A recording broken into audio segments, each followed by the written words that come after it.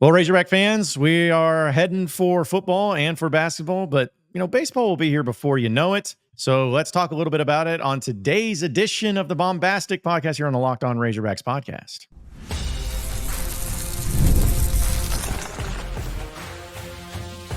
You are Locked On Razorbacks, your daily podcast on the Arkansas Razorbacks, part of the Locked On Podcast Network, your team every day. Welcome into Locked On Razorbacks podcast. I'm your host, John Nabors, and once again, joined with Andrew Ellis for a bombastic edition of the Locked On Razorbacks podcast. And Andrew, today, I know that there's a lot of things going on in baseball, but maybe one of the most significant changes that have happened in the game of college baseball is addressing something that's been a problem for everybody, and they've always complained about it all the time because 11.7 scholarships is all they've gotten. Well, it looks like that rule is finally going to be changing. And it's amazing how long it took. But we'll talk about Dave Van Horn specifically. But just what do you think of the rule change and in its principle? Is it something that baseball needed? And do you like the setup of it and the format of it moving forward? Well, I'll just say personally, first off, I think it's a no-brainer that there needed to be more scholarships in college baseball. I mean, we've been saying that number 11.7. We all have that number just burned into our brains because that's how many scholarships full-on college baseball teams that have 35, 40 people on their roster. That's how many scholarships they were having to disperse. And I mean, if you follow college baseball, like I had a buddy who played at LSU who pitched a good bit for LSU, never received a dime of scholarship money his entire career. And there's a lot of probably some of your favorite Arkansas baseball players of all time, like Carson Shaddy. I don't think he ever received a dime of scholarship money. And so that's just kind of the way that college baseball has been for a while. So it's a sport that kind of needed some advancing, needed some development here. And so you hear this announcement of, oh, hey, they're going to increase it. It's going to be now it's 34 scholarships. And you're like, oh, yeah, this will be a no-brainer. This is a great idea, which I agree. I think they needed to do that. Here's where there's a little bit of nuance to the situation, John. So that's 34 is the new scholarship rule. Everyone sees that and thinks 34 scholarships, that's great. But as Dave Van Horn interprets it, and I'm going to pull up his quote here in a little bit because he had a lot to say on this situation. His understanding is that it's not a 34 everyone in the country is going to have 34 scholarships. It's kind of up to the school to determine. So if you're a school that, maybe doesn't bring in a ton of money for baseball, you're probably not going to have 34 scholarships available to give out. So I think you're going to see even some teams at high major institutions, like high level Big 12 ACC programs that probably don't fill that 34 scholarship limit. And I think the reason why Dave Van Horn really doesn't like it is because what it also is doing is setting a cap on the roster where it's now going to be a 34-man roster, which, and guys that follow college baseball know that rosters are changing like crazy all the time. And a lot of teams like Arkansas will bring in literally 45, 50 people into fall practice. And then by the end of it, they kind of trim down to 35, 40, maybe redshirt a few guys. But nowadays, if you're going to have 34 scholarship guys, it's really hard to bring in. I mean, especially because that's your entire roster.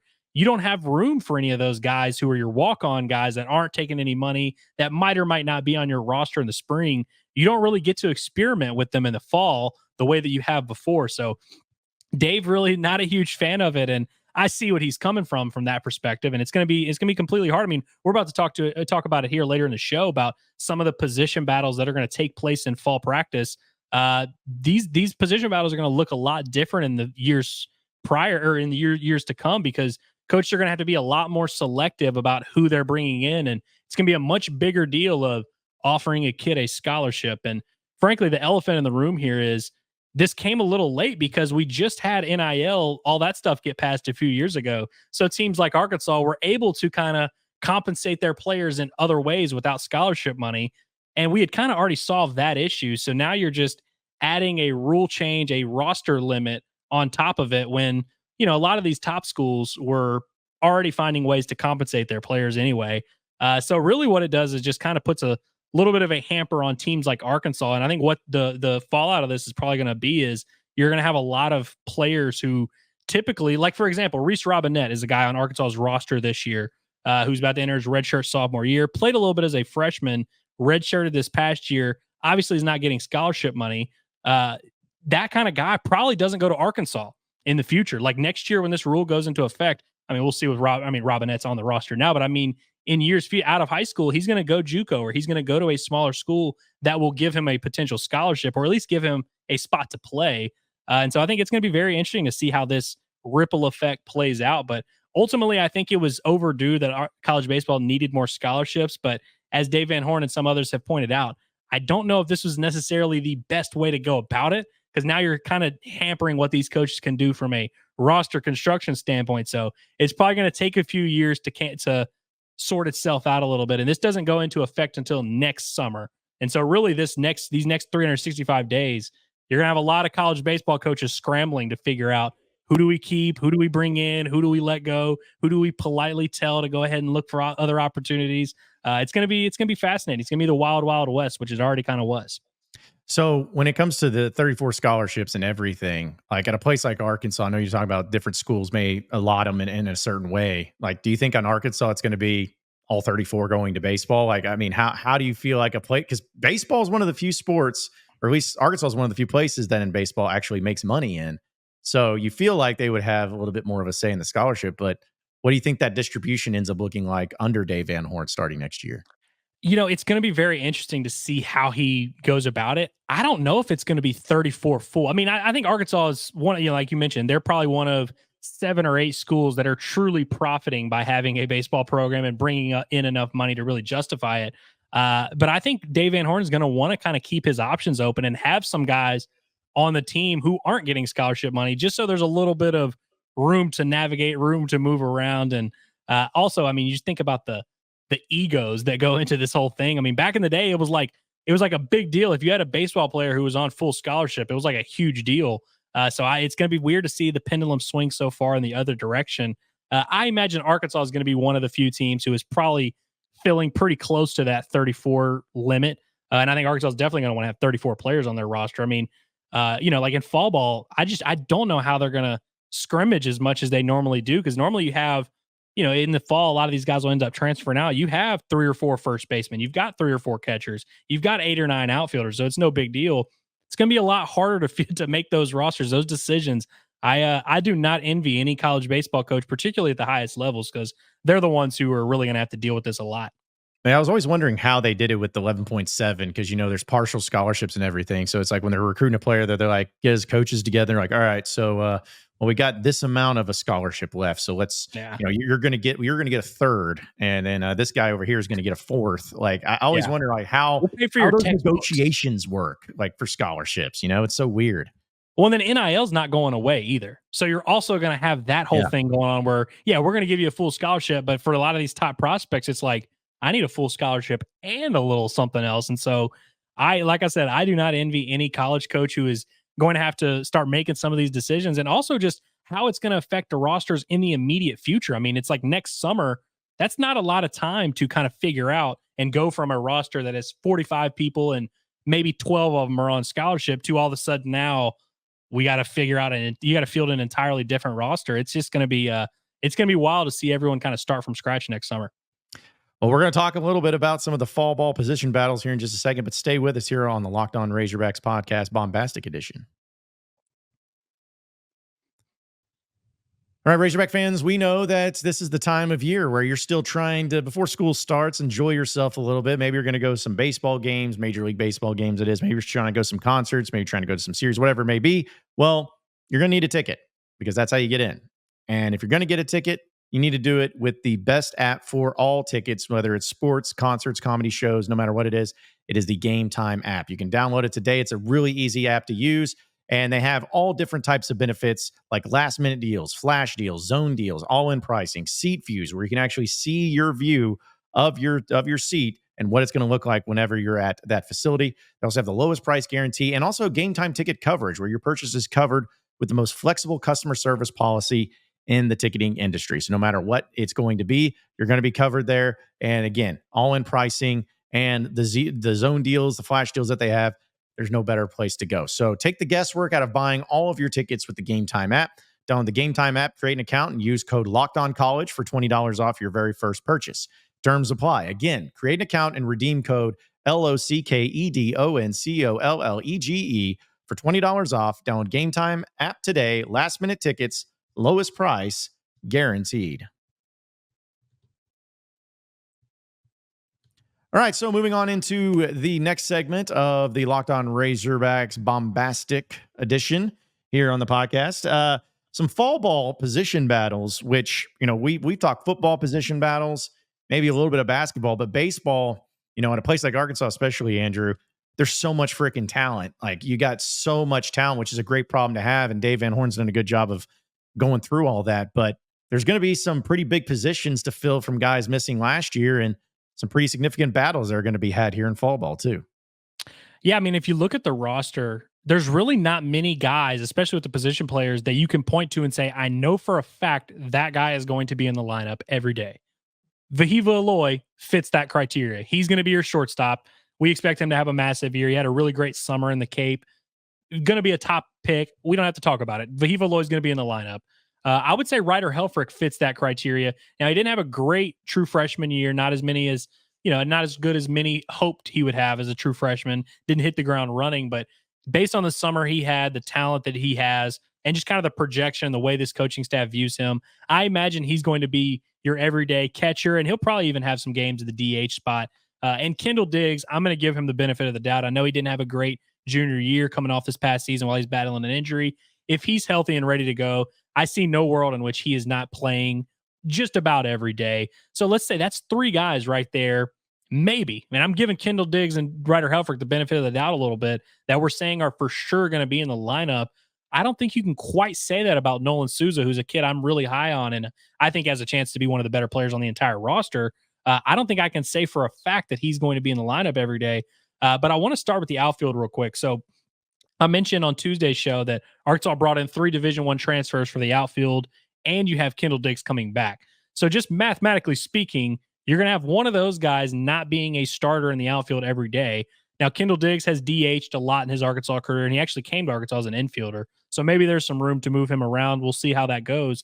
Logan Maxwell, the TCU transfer, he's another one who DH'd a couple times in his career at TCU. So maybe one of those guys ends up being the DH there. But then you look over at the infield, and you've got a guy like Michael Anderson, who I would say is a first baseman or DH type of guy.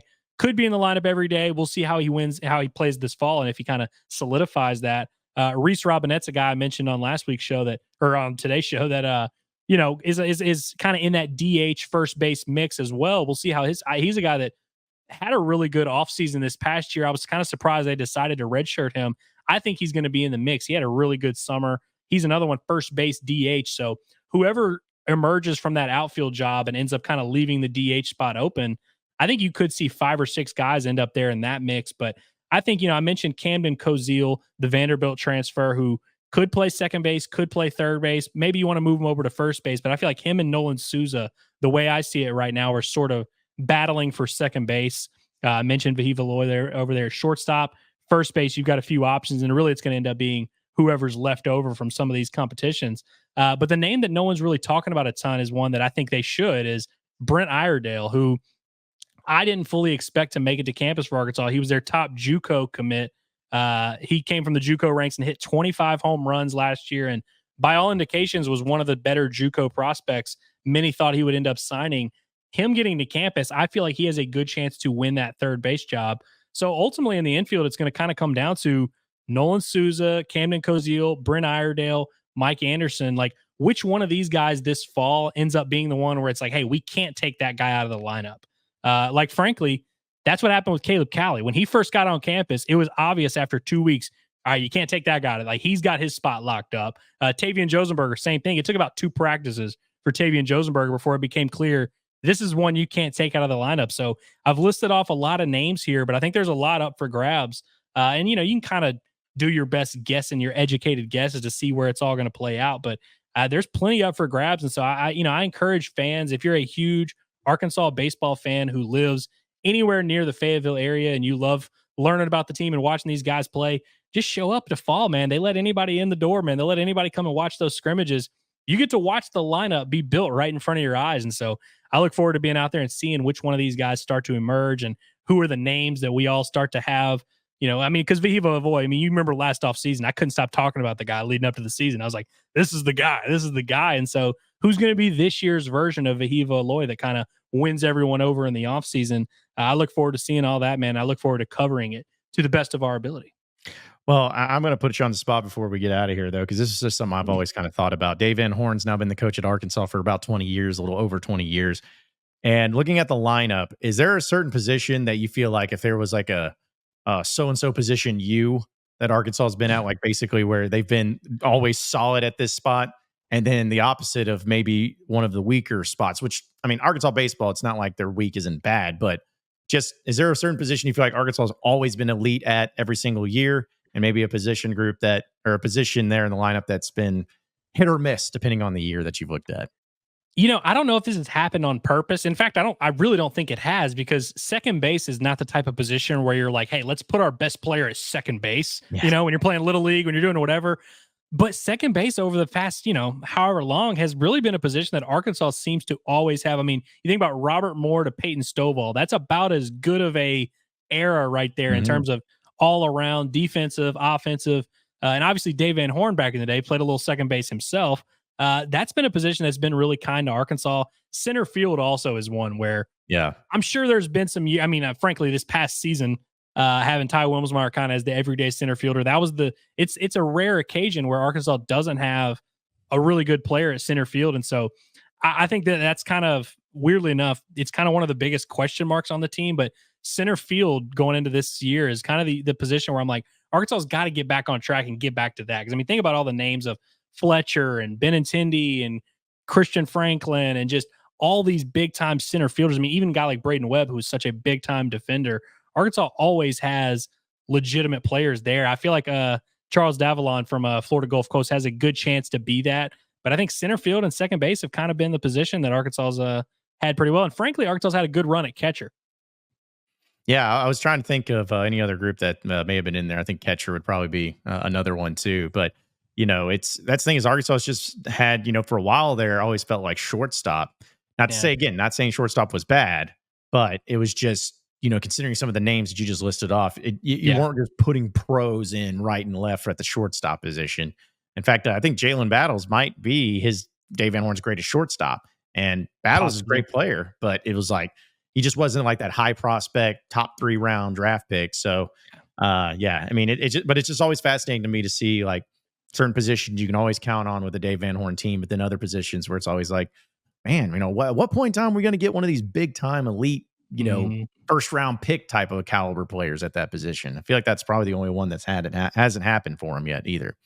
But either way, it's going to be interesting, though, to see when fall ball takes shape and what it's going to look like and what it's going to be like moving forward. But just a reminder, folks, that here on the Locked On Razorbacks podcast, we're going to be having the morning Locked On Razorbacks each and every weekday morning, but also a weekday afternoon version, whether it's Pod at the Palace of Curtis Wilkerson or Bombastic Edition with Andrew Ellis. It's going to be happening each and every week, each and every day. So be sure to like and subscribe. Appreciate each and every one of you listening in. For Andrew Ellis, I am John Nabors, same sports show, same sports channel tomorrow afternoon. Have a great rest of your day, everybody. We'll see you then.